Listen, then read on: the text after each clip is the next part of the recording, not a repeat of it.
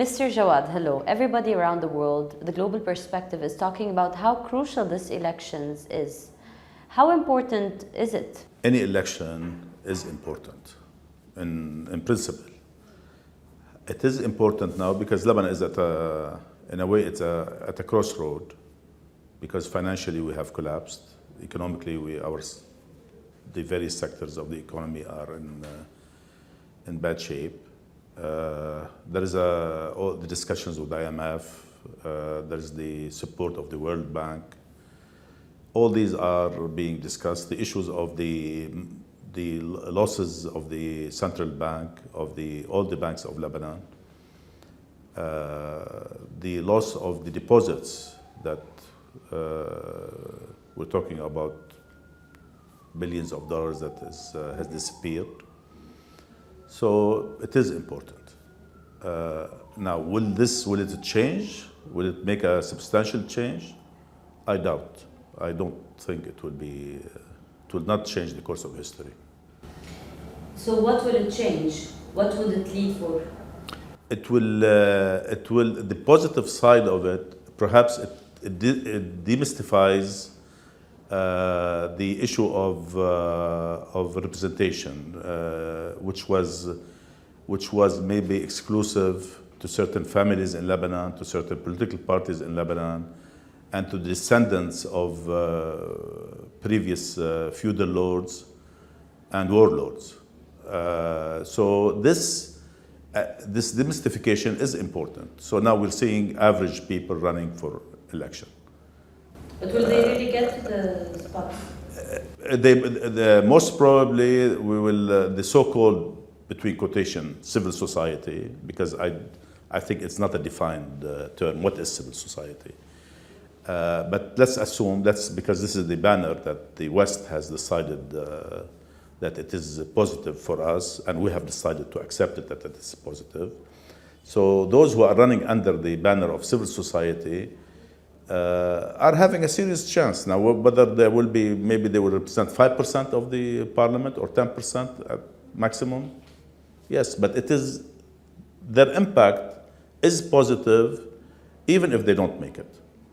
Because it says anyone can run for, to be an MP. A change in Lebanon can neither be about a certain politician or a party. It is more about the system. Is the system really a culprit here? The system is definitely the culprit, but we have found if you like, we have located evil, and it is us. The system is us. We are all part of the system at various degrees. We all bear the responsibility. Average citizens, as well as the political parties and the political lords of Lebanon. So definitely the system is responsible, but the system is us. So now with everything collapsing, we have an economical collapse, a security around the society is really exacerbating into worse conditions. Do you think that after this election, there would be a chance to build a new system? Historically, the system has proven to be, it is the phoenix. So it regenerates itself. And it comes out stronger. We had a civil war for 15 years, approximately. And we should have learned from the civil war that this system can only breed, collapse, and can only breed violence and bankruptcy. Still, the system regenerated itself, and now it's much stronger than it was before the civil war. What could really break the elections in Lebanon? The election, most probably it will happen. But of course, there is a possibility that something will happen. Security issues, it's possible. A sudden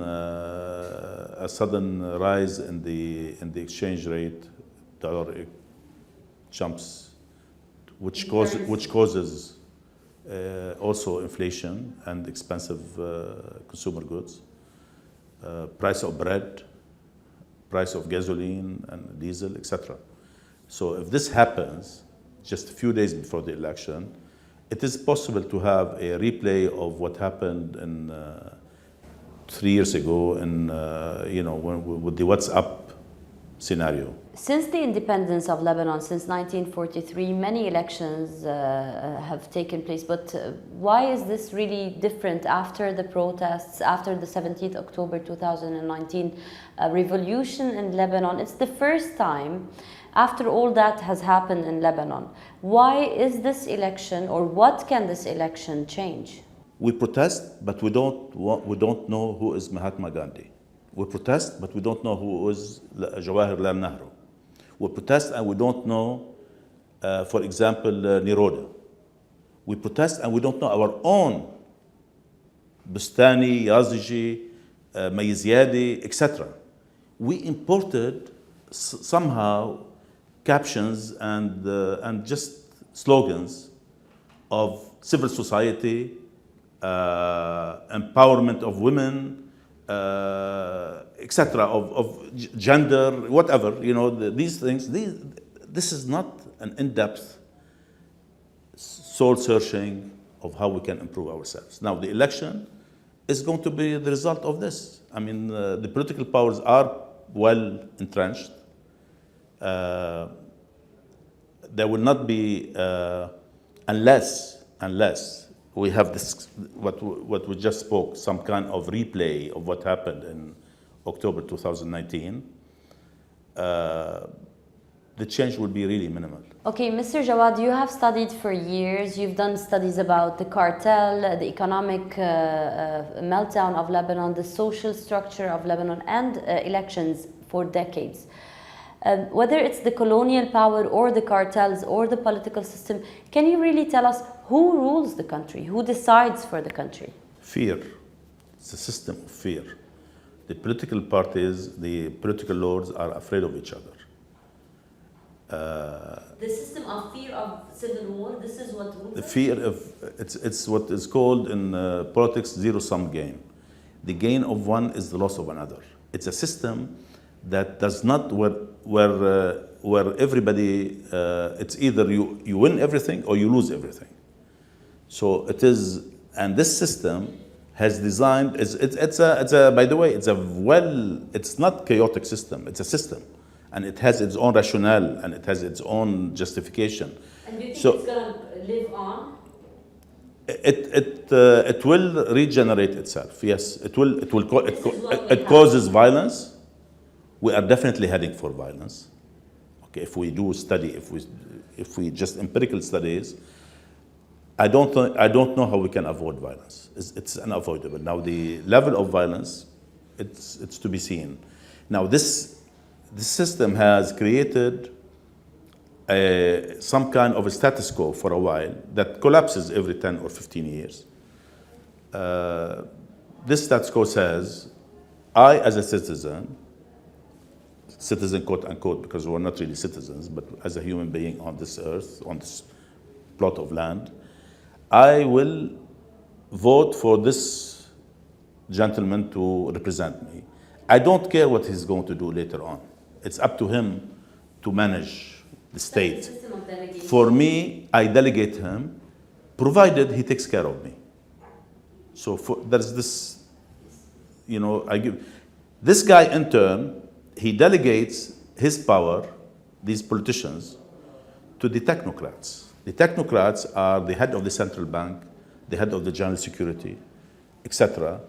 They tell them, look, we don't want to know. You just manage it. And then when the collapse happens, they look for a scapegoat and they blame these guys. And in turn, for external affairs, they delegate the ambassadors of foreign countries. So the external, blaming external powers is not reasonable. I mean, it makes sense because, of course, there are interests for the external forces, but the responsibility really lies with us. Okay, but there's something that we must ask. This is the first time that the system is actually bankrupt, and now we're speaking about the monetary relief, the IMF. Can that lead to a certain change since the system is bankrupt? I mean, with the IMF help coming in, can that be the time that the system actually changes? Again, if we learn from history, this is a very good point. Yes, now why do we see this in action for the last 2.5 years? From the political parties, from the lords that rule us, they don't know what to do, because for the first time, we are running out of money. And normally we solve things, okay, now the money is not available, and it's not going to be available, even with IMF, it's going to take a long time, and it's not going to be a lot of money. So we are heading for a change in our lifestyle, a change, where taking Lebanon, like Lebanon is the Switzerland of all this nonsense, which we thought it was true, but it's not really true. Of the East and etc. is now, that's it. It's finished. So the Lebanese have to be accustomed to a different lifestyle. Wow. And this on TV. We're of going course, to headline this: Jawad Adra violence. Jawad Adra Lebanon is finished. Does this mean the system is done and we were going to have a new system? Most probably, neocolonialism has taught us that they normally adapt to the system. And they adapt the system to their, of course, interest.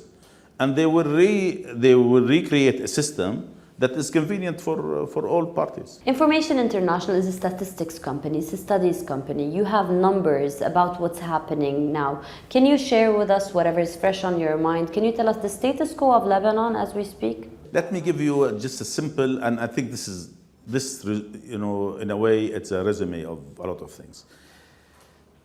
Now we're going to have election, hopefully in a few weeks from now. We're going to have international delegations to oversee the elections, which will issue a report saying the election was fair, as they have done in the past. Now, we normally do something, we monitor the monitors. We normally do this as Information International. We watch the watchers, we see what they are doing. To start with, we have a political system, we have an election law, an electoral law that is already biased in a way, okay?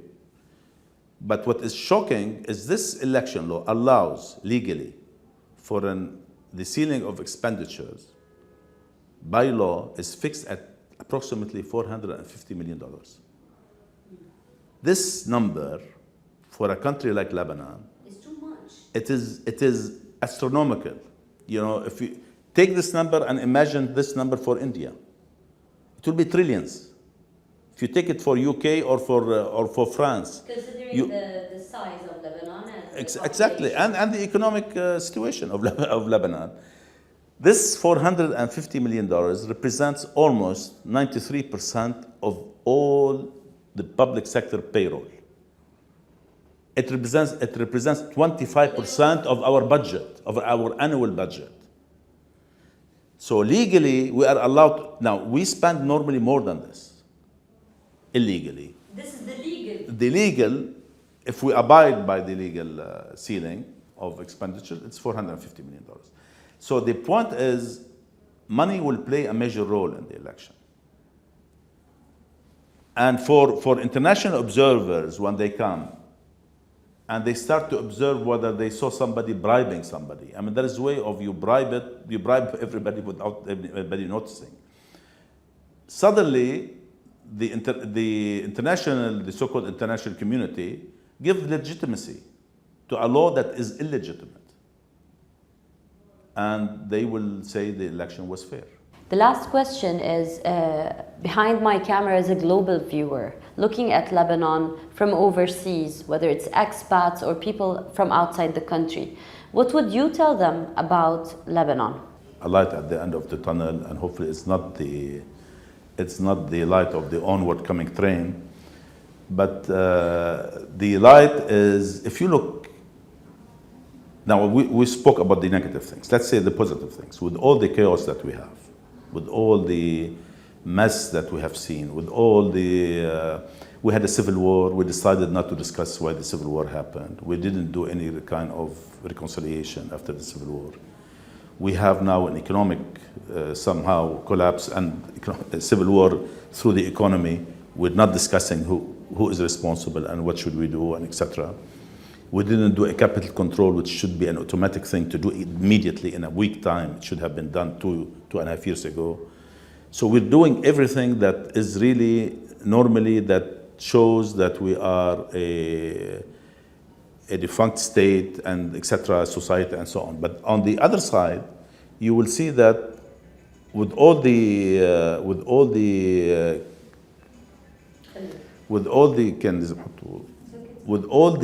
this negative image of Lebanon, imagine how people are managing their affairs. Imagine how still there are law-abiding citizens in Lebanon. Crime is still, it is on the rise, but it's still limited compared to other countries where they have, where they are in a better economic situation and in a better, in a more controlled, security-wise environment. So what makes people behave like this? If we look at this positive energy that these people have, at the link between the diaspora of Lebanon and the Lebanese, and harness this and put it on a channel where you can rebuild a state.